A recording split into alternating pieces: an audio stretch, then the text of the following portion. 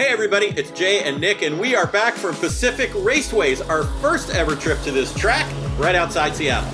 New track, who dis? That's right, Pacific's got lots of trees, it's got lots of elevation changes, it might have a little rain because it's the Pacific Northwest, but we love racing there. And here is the historical first batch of Lemons class winners at Pacific Raceways. In lieu of therapy in the VW Golf, Diesel took Class A, the longtime racers at Dirty Duck took Class B, also in a VW, and the Mopar posers Dodge Intrepid won Class C. And just to highlight the Dodge Intrepid for a minute, this car, it's mostly stock, it showed up 3 or 4 races ago, and we figured at its first race it would last for 15 minutes or 200 yards, whichever came first.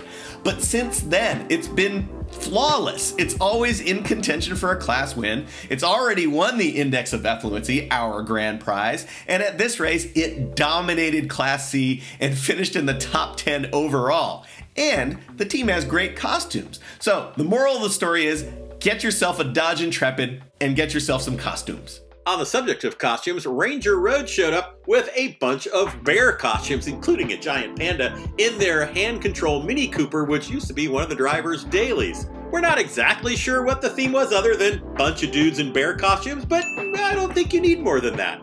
Non-player special has raced in the Pacific Northwest for years in a Subaru wagon, so it was a departure for them and a surprise to us when they showed up at this race with a brand new build, an '84 Thunderbird. Now it had a 32-valve V8 swap from a Lincoln Aviator. Y'all remember the Lincoln Aviator? I don't. Also back was Civic Duty. They turned their pirate ship into Airstairs this time.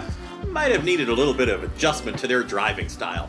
In order to get this thing up to a minimum speed, you got to jam on the gas pedal for about a minute, okay? But in order to slow this thing down, you got to get almost immediately back on the brake pedal because you got about 2 tons of stairs behind you. That's not the first time somebody done the Airstairs, but it's evergreen. That is always funny. In fact, if we had Spec Airstair, oh my God, that would be my dream come true. Spec Airstairs. Brought to you by the Sports Car Club of America. And here we have the Mighty Morphin Power Wankers and their BMW E90. This team has previously won a special award in Lemons, which was Exxon Valdez themed, because this car has a tendency to leak, spill, burn, and spray oil out of every orifice. Well, this time, they were actually running great, car was fast, driving was clean, everything was fine until they had a minor incident.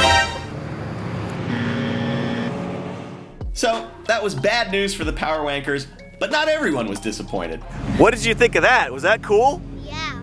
Despite this being a new track for Lemons, and a pretty technical one at that, this is one of the cleanest races we have ever had. There were like 20 black flags throughout the entire weekend. It's unprecedented. Nevertheless, the judges were able to keep themselves occupied.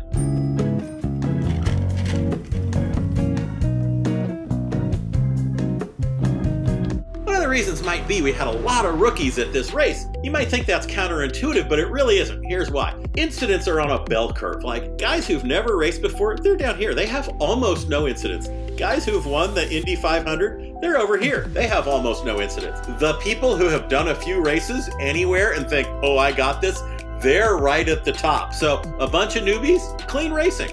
So let's shout out a few of those rookies, starting out with the Group 11 Racing and their Mini Cooper. And there was Team Unintended Rapid Disassembly, aka Turd, and their Miata. High Speed Chess was doing their first race in a Z31 chassis Nissan 300ZX. No shit. Rolling Crap brought a 280Z. And then you had Peckerhead Racing and their excellent Wagon Queen family truckster made out of a Subaru Impreza. And Pickleball Racing brought a V8 swapped BMW that puked oil all over the place. That didn't matter what mattered. Pickleball! And the rookie train keeps rolling on into the awards. Judge's choice went to a rookie team. If it bleeds, it leads, and they had an '88 Saab 900. Now, it's a well-known fact that automotive journalists are among the worst drivers in Lemons. But this team was made up of just normal journalist with newspaper, TV, and photography experience. And it turns out that made all the difference. They had a great theme, although maybe wet newspaper is not the most durable automotive finish.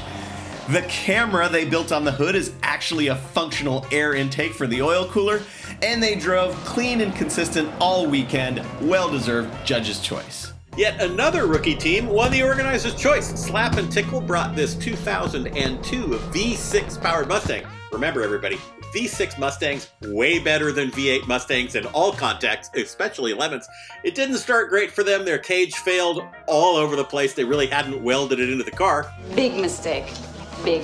Huge. But they did get that done. They came back. They basically drove just fine.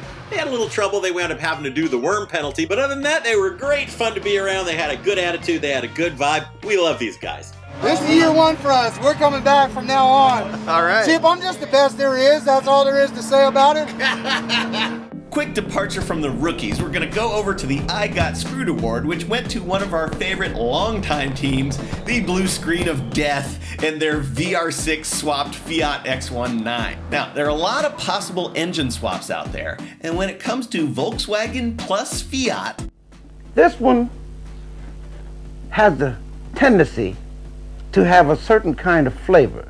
on the test day, the Fiat blew a head gasket. Well, one of the things it did was blow a head gasket, so they stayed up until 4 a.m. Friday night replacing that, and they got out on track for the green flag Saturday morning, but there were some signs that maybe it wasn't running perfectly. So soon enough, they were back in the pits trying to figure out why they still had questionable compression. The head had to come back off, and they discovered this. Oh, Lord. Yeah, that'll do it. They still didn't give up. They went back to their shop where apparently they have a bunch of loose VR6 parts. They threw all of those into a Tupperware, brought it back to the track, rebuilt the engine again in the car, got it running again, and then it ran perfectly for the rest of the weekend. Well, Nope, blew up immediately. The special award for this race was Proof of Residence in Misery Corner. And that Fiat Volkswagen monstrosity that Nick was just talking about, that was way off in this weird corner of the track. And there were two other cars right next to them, and they all had disastrous mechanical issues this weekend. One of those was Famous Potatoes and their 944. These guys are from Idaho. They showed up with great potato themes. They had vodka, they had spicy Dungeness crab potato chips. Sorry, Judge Sean, we ate those before you could take them home. They were really doing great, except for the fact that they brought a 944. And let me say, having run a 944, that is a rookie mistake, and these guys were rookies. Now, besides just regular Porsche stuff, they blew a head gasket. Well, you know, on a 944, everybody knows, ooh, there's multiple pieces of the head, and one is the cams over here, and one is the valves over there. Everybody knows that, right? I don't. Well, however it happened, they were on Misery Corner. The best. The third and final resident of Misery Corner was another one of our favorite longtime teams, Team Volkswagen Sriracha and their Volkswagen Scirocco.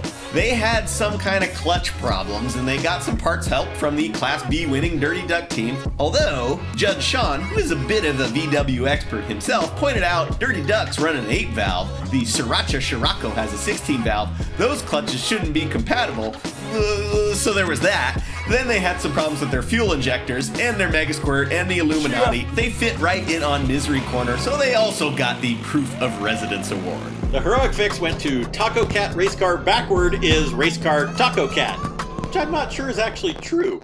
God, it is. Now, this being the Pacific Northwest, of course, there were a lot of Subarus. They brought one too. And when you get a lot of Subarus in one place, mathematically, it's almost certain that at least one will burst into flame.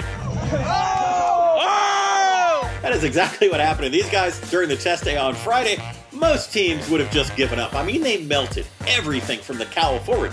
It didn't get into the cab, by the way. That's why we have that pesky no holes in the firewall rule. There's a reason. These guys had to replace all the wiring harnesses inside the engine. They had to replace the body harness. They had to replace the hood. They had to replace all the hydraulics. They had to replace the intake manifold. I don't know how you do that. But they got the car back together. They cleared tech on Sunday, got out, got a few hours of racing, and set one of the top 10 fastest laps. Well done. The Index of Effluency, the grand prize in Lemons, went to the Chevy Vega of Team Radioactive. By the way, this was a double race weekend. We were at Pacific, but there was also a race happening simultaneously at High Plains in Colorado, and a Vega won the IOE at that race too. Double Vega dominance. We've talked about this team before, and suffice it to say, while we do love a Vega, this team's debut in Lemons was less than promising. It originally had a small block V8, now it's got a V6 and an automatic from a Cadillac CTS. As is often the case in Lemons, less is more. They've had a lot more success since going to the V6, and in this race, they had the most success that they've ever had. They finished in the top half of the standings, and despite the engine swap, this car is still terrible. Don't get it twisted. So, it was an easy call for us to hand them their very first IOE. Last but not least, Halloween Meet Gasoline Prize went to IWGF for bringing a ton to this event. Now, they brought a pizza oven, they brought a band, they had trophies, they had penalties, they donated $500 to the slowest car that completed more than 84 laps. Now, why 84 laps? The whole thing for this team, their friend Frank turned 84, and they were honoring this guy with his 84th birthday. That's all they worked on all weekend, and they wanted to share it with everybody else. That's the Lemon spirit. That's enough for HMG. Oh, and by the way, the winner of the slowest laps trophy, the Vute. Vute. And here's Lemons in a nutshell.